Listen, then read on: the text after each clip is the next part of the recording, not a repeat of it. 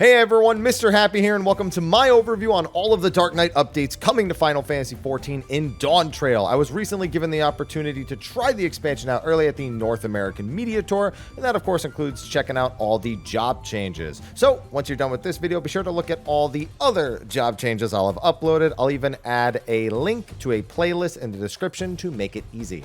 Just a quick disclaimer, Dawntrail is still in development, and so everything you see here is still subject to change. Don't be surprised if things are a bit different come early access. Now, Dark Knight is mostly similar to its Endwalker counterpart with some new changes and updates to potencies and animations. Before level 90, there are actually quite a few significant changes to note for when you first log into the expansion.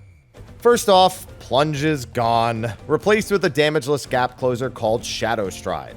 This means you won't be weaving it during burst windows anymore and will instead use it exclusively for its intended purpose. This lowers the busyness of the burst window a little bit, though you do get some new tools in order to replace it.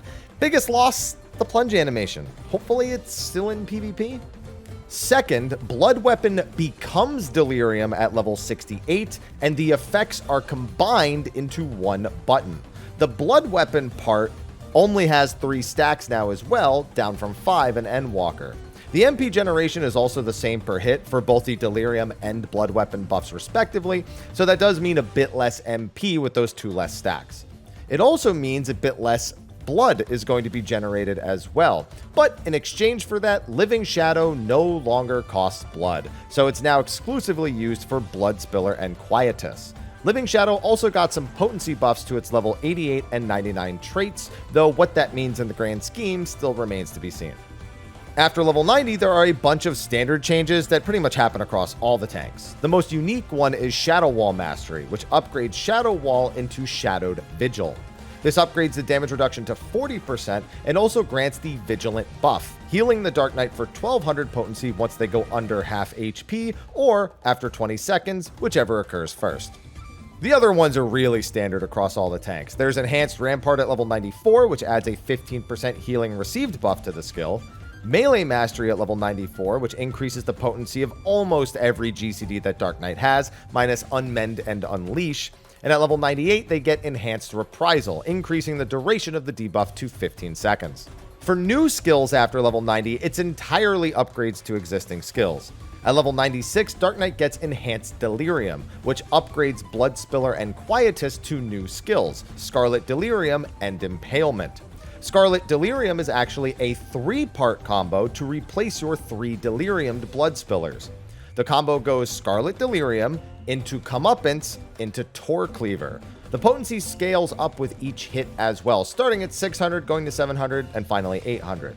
Impalement, on the other hand, is just a stronger and cooler version of Quietus. And at level 100, they get Enhanced Living Shadow 3. When you use Living Shadow, you gain the Scorn buff for 30 seconds, changing the Living Shadow button into Disesteem. This is simply an 800 potency line AoE off global with a 50% fall off.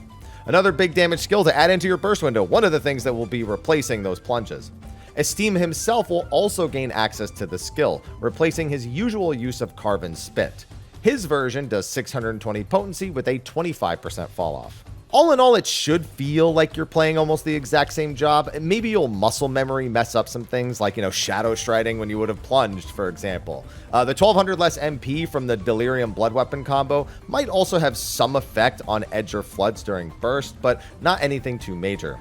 Honestly, I'm just shocked that the only new healing they got was on Shadowed Vigil. I mean, don't get me wrong, it's nice, but it's once every 2 minutes. I was still really pulling for Abyssal Drain to open up a slightly better self-sustain option. Not anything crazy, just slightly better, but not the case. Maybe next expansion?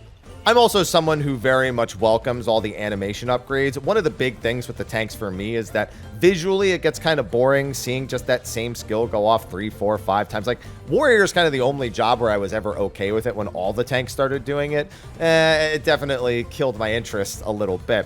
But even though it's still functionally the same with what's happening with the tanks, things like adding this 3-part combo to Dark Knight for the Blood Spillers, it does help at least a little bit with the visual stimulation that the job has. And I value that. Anyway, that's going to be a wrap for my thoughts on Dark Knight in Dawntrail. Be sure to like and subscribe and check out all those other videos in the playlist in the description. Thanks for watching, and I'll see you next time. Until then, take care.